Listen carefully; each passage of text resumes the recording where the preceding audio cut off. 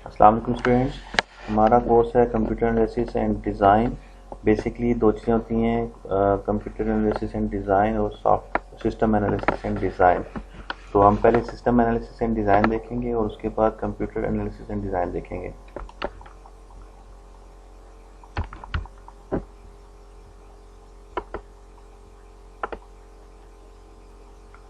Course outline हमारी कैट and सैट SDLC, determining system requirements modelling, enterprise modelling, ERD development strategies, development models. फिर project होगा business development model पे, designing database, database modelling, data design, user interface, input and output design, system testing and its importance, system implementation और system maintenance. सबसे पहले हम देखते हैं कि सिस्टम होता क्या है। सिस्टम एनालिसिस एंड डिज़ाइन में जो सिस्टम वर्ड है, ये सिस्टम से मुराद क्या है। तो बेसिकली ये जो टर्म है सिस्टम, ये ग्रीक वर्ड से निकली है सिस्टमा से, विच उसका मतलब क्या है, organise relationship among functioning units और components. A system is an orderly grouping of interdependent components linked together according to plan to achieve a specific objective। मुराद क्या हुई इससे कि कुछ सिस्टम से मुराद क्या हुआ कि कोई ऐसी ऑर्गेनाइजेशन जिसके अंदर डिफरेंट यूनिट्स हों। जैसे अगर हम देखें कि कॉलेज है, कॉलेज के अंदर कौन कौन से यूनिट्स हैं। एक आपका टीचिंग स्टाफ है, एक स्टूडेंट्स, फिर इसके अलावा स्पोर्ट्स स्टाफ या एडमिनिस्ट्रेशन है, फिर लाइब्रेरी स्टाफ है। ये डिफरेंट यूनिट्स हैं, ये सारे मिल के काम करते हैं और इनका मेन ऑब्जेक्टिव क्या होता है, स्टूडेंट्स को पढ़ाना, उनका बेहतर रिजल्ट। तो ये हमारा क्या हो गया, कॉलेज सिस्टम। फिर अगर बैंक सिस्टम देख लें, बैंक सिस्टम से मुराद क्या हुआ, बैंक के अंदर एक टीम होती है जो क्या कर रही होती है कि आपको कैश दे रही होती है, एक टीम आप अकाउंट ओपनिंग कर रही होती है। तो डिफरेंट टीम्स हैं, डिफरेंट स्टाफ है और उनका मेन ऑब्जेक्टिव क्या होता है कि बैंक के लिए उसका बैंक का प्रॉफिट इंक्रीज करना। इंक्रीज कैसे होगा, जितना ज़्यादा कस्टमर्स होंगे और जितना वो कस्टमर ज़्यादा डिपॉजिट करवाएंगे तो इससे उनकी इनकम ज़्यादा होगी और फिर वो ज़्यादा अच्छा बिजनेस कर सकते हैं। तो वो डिफरेंट कंपोनेंट्स हैं लेकिन वो मिलके एक क्या बना रहे हैं, एक सिस्टम बना रहे हैं। सिस्टम की कैरेक्टरिस्टिक्स क्या क्या है, organisation, interaction, interdependence, integration, central objective. One by one हम देख लेते हैं। ऑर्गेनाइजेशन क्या है, structure and order. Structure and order क्या है, सपोज हम कॉलेज सिस्टम को देखें तो कॉलेज सिस्टम में क्या है, सबसे टॉप पे प्रिंसिपल हैं और प्रिंसिपल के बाद कौन है, स्टाफ, और दूसरी तरफ कौन सा है, हेडलर, और हेडलर के अंदर फिर अंडर क्या आता है, सपोर्ट स्टाफ। तो ये एक स्ट्रक्चर है, एक हायरार्की है जिसके अकॉर्डिंग ये सिस्टम बना हुआ है। फिर इंटरेक्शन क्या है कि हर जो कंपोनेंट है वो दूसरे से इंटरेक्ट कर रहा है। इंटरेक्ट से मुराद क्या हुआ, इंटरेक्ट से मुराद ये है कि स्टूडेंट्स हैं वो टीचर से पढ़ते हैं या टीचर स्टूडेंट को पढ़ाते हैं, ये इनके आपस में क्या होगी, इंटरेक्शन। स्टूडेंट जाके अपनी फीस जमा करवाते हैं एडमिनिस्ट्रेशन डिपार्टमेंट में, एडमिनिस्ट्रेशन उनको एडमिशन ऑफर करता है। तो ये एक दूसरे के साथ क्या हो रही है, इंटरेक्शन। जो प्रिंसिपल है वो सारे स्टाफ को या स्पोर्ट्स स्टाफ को ओवरलुक करता है कि सारे लोग उनके अपना अपना काम कर रहे हैं, स्टाफ लेक्चर ले रहे हैं, स्टूडेंट्स उनसे पढ़ रहे हैं नहीं, हाजिर हैं कि नहीं है। तो ये सारा जितने भी एंटिटीज़ हैं कॉलेज के अंदर वो आपस में इंटरेक्ट कर रही हैं। इंटरडिपेंडेंट यूनिट्स, हर जो डिफरेंट अगर यूनिट्स हैं वो दूसरे पे क्या हो रहा है, डिपेंड कर रहा है। फॉर एग्जाम्पल ये है कि अगर स्टूडेंट्स हैं तो ये किस पे डिपेंड कर रहे होंगे, टीचर पे। अगर टीचर नहीं होगा तो स्टूडेंट्स नहीं पढ़ सकते। इस तरह टीचर स्टूडेंट्स पे डिपेंड करते हैं कि स्टूडेंट्स नहीं होंगे तो फिर टीचर किसको पढ़ाएगा।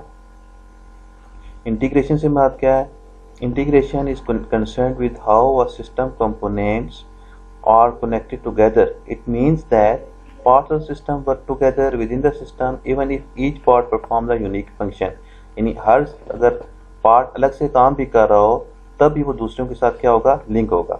और फिर सेंट्रल ऑब्जेक्टिव क्या है, जैसे कि अगर हम देखें कि ऑटोमोबाइल एक कंपनी है, उसका ऑब्जेक्टिव एक सिस्टम है जो गाड़ियाँ बनाते हैं, फिर बना के फिर क्या करते हैं, सेल करते हैं। अब आप देखें उसका सेंट्रल ऑब्जेक्टिव क्या है, गाड़ी बनाना, उनका सेंट्रल ऑब्जेक्टिव है। हालांकि टीम में क्या क्या है उनकी देखें, लोगों को तनख्वाह देने के लिए पेरोल की टीम बैठी होगी, फिर रॉ मटेरियल खरीदने के लिए अलग से टीम बैठी होगी। डिफरेंट टीम्स हैं, डिफरेंट कंपोनेंट्स हैं, फाइनेंस अलग है, एचआर ह्यूमन रिसोर्स अलग डिपार्टमेंट उनके अंदर होगा, लेकिन एट द एंड उनका ऑब्जेक्टिव क्या है, एक अच्छी गाड़ी बना के देना है। Elements of system, outputs and inputs, processor, control, feedback, environment, boundaries and interface, ये एलिमेंट्स हैं किसी भी सिस्टम के। इनपुट से मुराद क्या है, आप ये देखेंगे गाड़ी बननी है तो उसके लिए इनपुट्स क्या क्या होने चाहिए। गाड़ी बनाने के लिए सबसे पहले उनको क्या चाहिए होगा, स्टील, जिससे वो स्ट्रक्चर बनाएंगे, बॉडी बनाएंगे, और उसके बाद और क्या चाहिए होगा उसके अंदर, इंजन के लिए डिफरेंट कंपोनेंट्स, फिर जब वो टायर्स उनको चाहिए होंगे, तो ये डिफरेंट क्या है, इनपुट है। अब ये सारा मिल के क्या बनेगा, आउटपुट। आउटपुट क्या होगी, गाड़ी। तो इनपुट एंड आउटपुट। और प्रोसेसर क्या है कि प्रोसेसर क्या है कि इनपुट्स वो कोई भी जो सिस्टम है वो इनपुट्स इकट्ठा करता है और फिर उनको प्रोसेस करके आउटपुट देता है। अब गाड़ियों, जैसे मैंने बताया गाड़ियों के केस में कि इनपुट्स क्या होंगी, डिफरेंट स्टील है, इस रॉ मटेरियल सारा इकट्ठा होगा, स्टील, कलर, टायर, इंजन, ये सारा इकट्ठा होके प्रोसेस होगा। प्रोसेस होने के बाद क्या बनेगा, एक गाड़ी। कंट्रोल, अब इन सारे सिस्टम डिफरेंट इनपुट्स हैं, इनको कंट्रोल करने के लिए एक मैकेनिज्म होना चाहिए कि टायर किस जगह पे लगने, कैसे लगने, इंजन कहाँ पे फिट होना है। और फिर जब ये बन जाएगी गाड़ी, उसके बाद फीडबैक, गाड़ी जब रोड पे आ गई तो उसके बाद जो यूज़र यूज़ करेंगे तो फिर अपना फीडबैक देंगे कि इस गाड़ी की स्पीड बहुत अच्छी है या अच्छी नहीं है, इसकी रोड ग्रिप अच्छी है या अच्छी नहीं है। फिर यह है कि इसकी जो माइलेज है वो कितनी अच्छी है, पेट्रोल कितना ज़्यादा खाती है, और या डीजल है तो डीजल कितना ये कंज्यूम करती है, ऑयल कंजम्पशन क्या है। तो फिर वो उस फीडबैक की बेस पे जो सिस्टम है वो अपनी नेक्स्ट प्रोडक्ट को इम्प्रूव करता है। उसके बाद है इन्वायरमेंट। इन्वायरमेंट से बात क्या हुआ, the environment is the super system within which an organisation operates. It is the source of external elements that strike on the system. It determines how a system must function. For example, vendors and competitors of organization environment may provide constraint. अब देखें ना, गाड़ी बन रही है तो किस system के अंदर काम कर रही है। अब गाड़ी बनाने वाला टायर कहीं से खरीदेगा, अब वो नहीं, टायर कहीं से वो ले रहा होगा, इंजन कहीं से ले रहा होगा, या इंजन के कंपोनेंट्स कहीं ना कहीं से ले रहा होगा। तो एक पूरी इन्वायरमेंट है जिसके अंदर वो ये ऑर्गेनाइजेशन काम कर रही है। उसके बाद है boundaries interface. A system should be defined by its boundaries. Boundaries क्या होती हैं, boundaries are the limits that identify its components, processes and inter relationship when it interfaces with other system.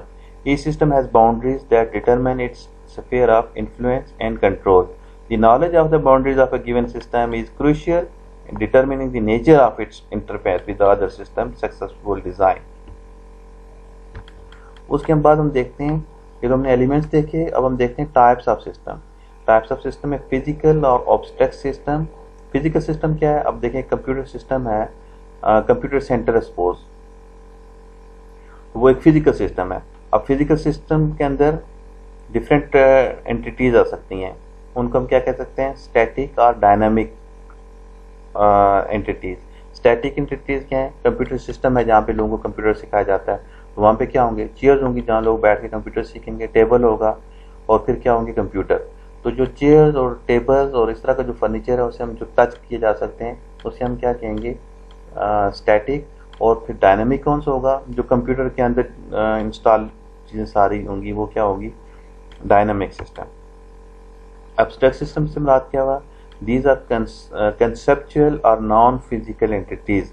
For example, the abstract conceptualisation of physical situation, a model is representation of a real और planned system.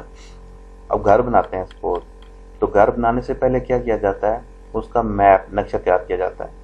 इसी तरह अगर हमने कोई organisation बनानी है तो organisation itself बनाने से पहले उसका कंसेप्चुअल एक मॉडल तैयार किया जाता है, और जिसको हम किससे डिफरेंट, जैसे हमने फ्लो चार्ट वाला देखा था वहाँ भी हमने सिंबल देखे थे, तो इस तरह यहाँ भी मॉडल यूज होता है, और इसको हम क्या कहते हैं, एब्स्ट्रैक्ट सिस्टम।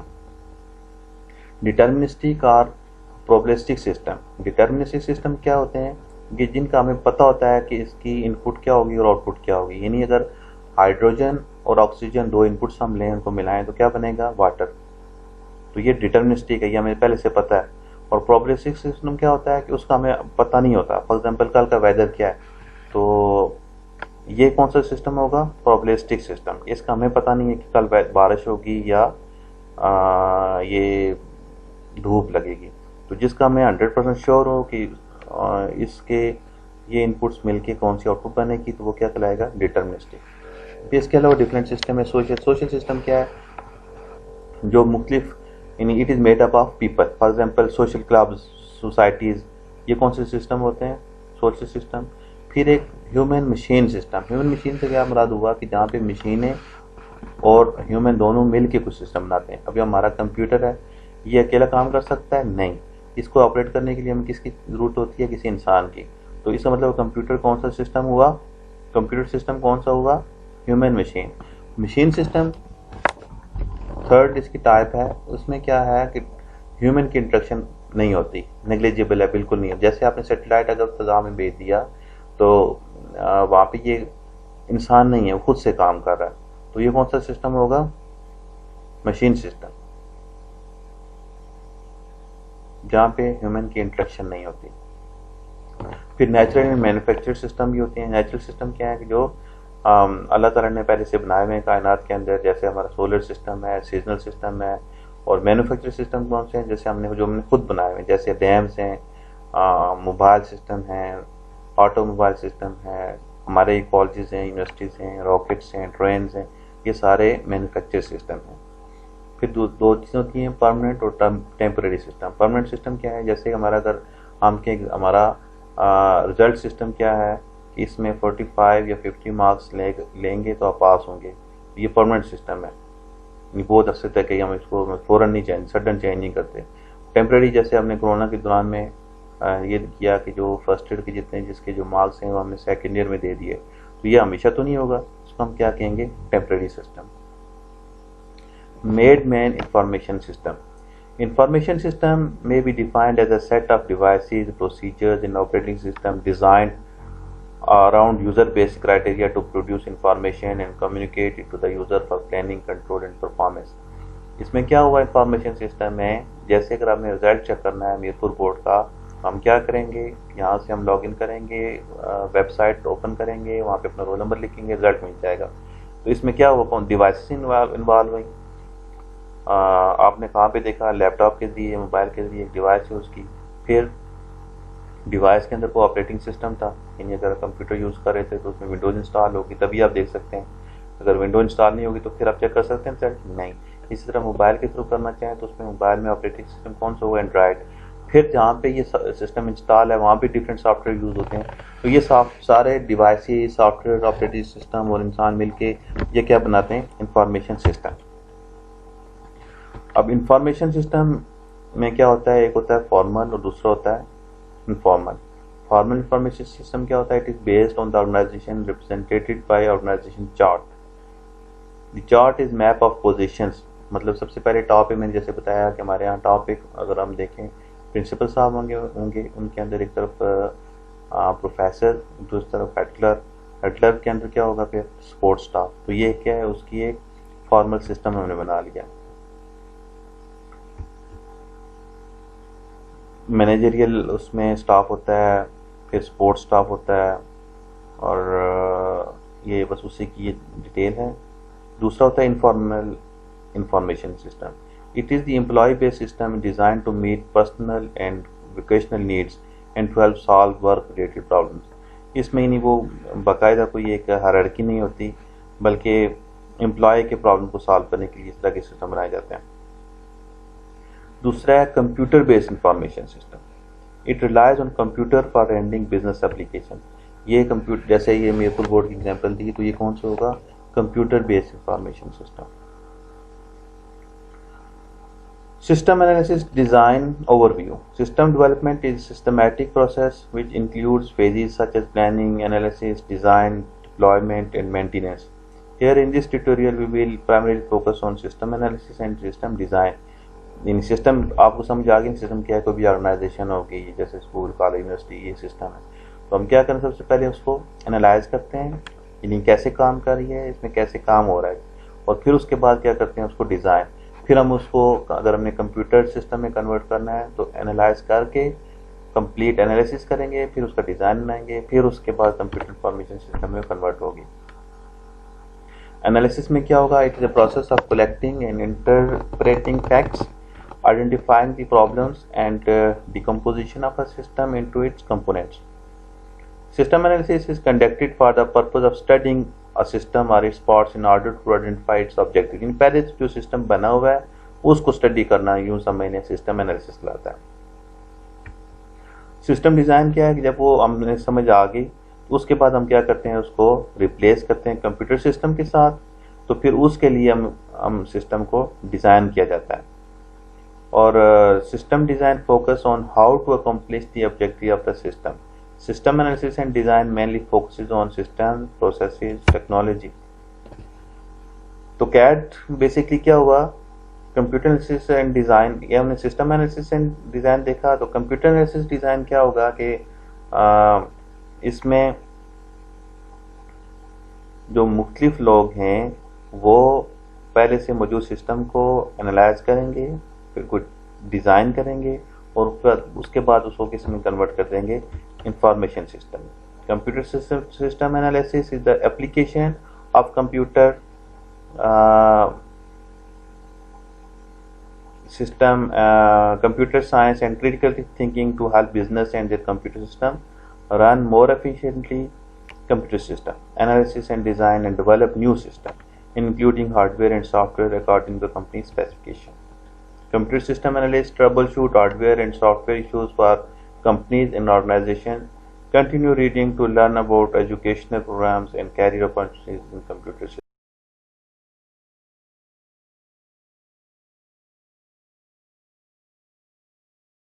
क्वेश्चन पूछ लेते, नेक्स्ट टाइम जूम पे क्लास लेंगे तो इंशाल्लाह क्वेश्चन भी होंगे।